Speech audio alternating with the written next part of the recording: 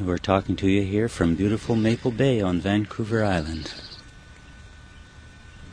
Bill's wife, and I was a school teacher for my working years, and now I'm happily retired. My name is Bill Abram. I'm a retired school teacher too. I believe we began watching almost when they began to show up here on the island in late 1998, and 1999 we became more aware of it because we saw articles about them in Ontario. In Espanola, the town of Espanola in Ontario had sued the government because they were having excessive drift down of aluminum, and rainwater had been tested, and it was far above levels of safety. So once we read that and knew that it was a real thing and we weren't just seeing contrails from normal airplanes, we began to watch very carefully. So that was after 99. Contrails are very commonly left behind a normal aircraft that's flying when the exhaust meets cold air, very cold air. It has to be 70 degrees below or something very cold, and it condenses, and you see it come out as a long line as the airplane flies, and normally they disappear within a few minutes. At the most, they've ever been measured to last about 20 minutes when conditions are very stable, but mostly they just disappear. The chemtrail, what we call chemtrails, is not the regular exhaust. It'll form, and it doesn't have to be into such cold air at all. At much lower levels, not so cold, and it sprays out, and it hangs there in the air. It doesn't disappear in a few minutes. It can spread out, get wider and wider, and it can last for hours.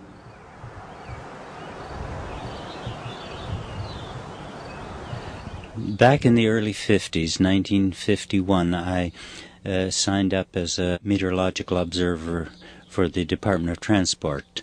I was stationed at North Bay, Ontario. As a weather observer, I had to identify every cloud in the sky and transmit the observations hourly to the Weather Service.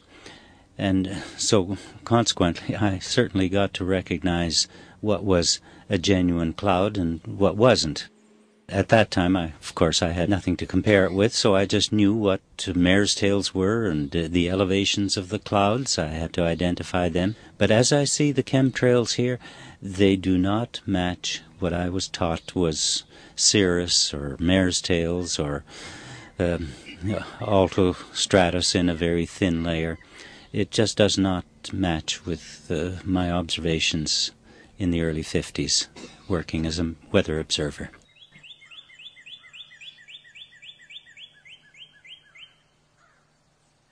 It was 2001 when we really became more seriously interested. Will Thomas, who has the Lifeboat News website, began investigating it very thoroughly, and he lived right near us in Duncan. So we got in touch with him to see what he knew about things. He had studied the Espanola lawsuit against the government, and I had asked him, what do you know about biological agents being in this spray? Because they had discovered the aluminum and I think barium at that time, and also some quartz, light quartz, all particulate that damages your respiratory system. At that time, he said that he didn't have knowledge of there being biological agents like bacteria and fungus and things of that nature. But we kept in touch then, and as Bill said, we went through investigating about the people who were having definite health problems and putting it down to fallout from the sky. When we were investigating the Cryptococcus neoformans, and as Celia said, people develop nosebleeds. I did develop a brief nosebleed too at that time. I was trying to capture some of the fallout, and I spread a black tarp out on the lawn. After a day of it being out there, there was a filmy, talcum, very slippery surface all over the black tarp, which, was not normal for the tarp. In the years succeeding, the chemtrails seemed to get sometimes much thicker, and you could see fallout from the chemtrail. It would drift out, and trails would be hanging down as if it were dust falling from the sky. To begin with, all the trails were long and they were crisscrossing like a checkerboard. But then 2 years ago, we'd start to see a big puff of white, and then all the fallout, the strands and the powder drifting down, sailing out over the sky, and the plane would go along and be another big puff. They were starting to puff it out. The other interesting thing with the long ones is that makes you realize they're not contrails following an airplane. They're going along and they're very solid and then just stop. They're just cut off. Either the tanker ran out of spray or for some reason, or you'll see it come along and then take a U-turn and head back, which no commercial aircraft, which is what the authorities tell us, it's just a commercial aircraft. There is one characteristic that we first noticed, and as a weather observer, I used to see sundogs, but never in the summertime. Yet, all through the summer in 2001, 2002, we would see a complete ring around the sun, and on the two edges the sundogs. But they weren't of the brilliance of rainbow colors that we would see during the winter months under natural conditions. I wouldn't say that the chemtrails have actually increased. There are some days when it's a beautiful blue sky day and no sign of anything. And you wonder, well, why aren't they doing it today? What's the purpose of covering the sky with this stuff? We have a photograph that was taken on September the 12th, 2001, of the tracks across the sky at a time when no commercial airlines were allowed to be in the air. That was just after 9/11. And this neighbor of ours took a photograph of it, which it was published in the newspapers. And it's very obvious that it's a chemtrail. They're a definite thing, and they have nothing to do with a regular airline contrail. We have had people phone, though, our local airports and the weathermen there, who confirmed, yes, oh, well, what is it? It's a joint operation with the American Air Force or some part of their defense system, and it's called sky obscuration. It's an effort to cover the sky. So I wrote about that to our Minister of Environment at the time, and he wrote back absolutely denying that there was any operation in connection with the U.S. departments, and that sky obscuration, absolutely not. We could never get anywhere with our government officials. They denied it completely. Official response mainly can be summed up as denial. They send me wonderful page letters of explanation on what a contrail is.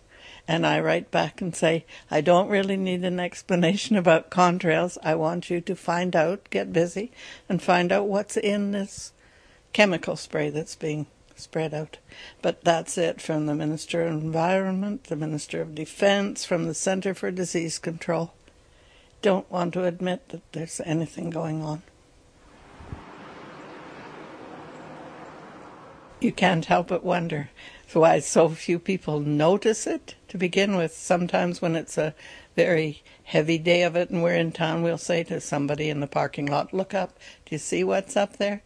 They never noticed it, hadn't a clue what it is, and really aren't all that alarmed when we tell them.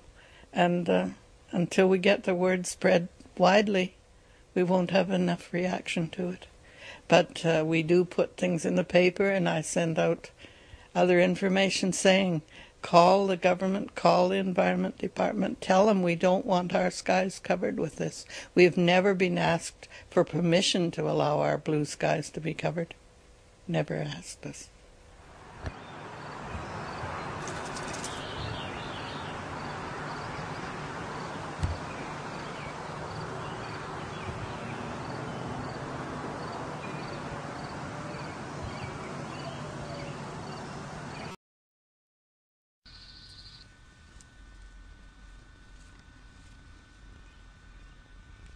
We're talking to you here from beautiful Maple Bay on Vancouver Island. Bill's wife and I, the town of Espanola in Ontario, had sued the government because they were having excessive drift down of aluminum, and rainwater had been tested, and it was far above levels of safety. So once we read that and knew that it was a real thing and we weren't just seeing contrails from normal airplanes, we began to watch very carefully. So that was after 99. Contrails are very commonly left behind. I was a school teacher for my working years, and now I'm happily retired. My name is Bill Abram. I'm a retired school teacher too. I believe we began watching almost when they began to show up here on the island in late 1998. And 1999 we became more aware of it because we saw articles about them in Ontario, in Espanola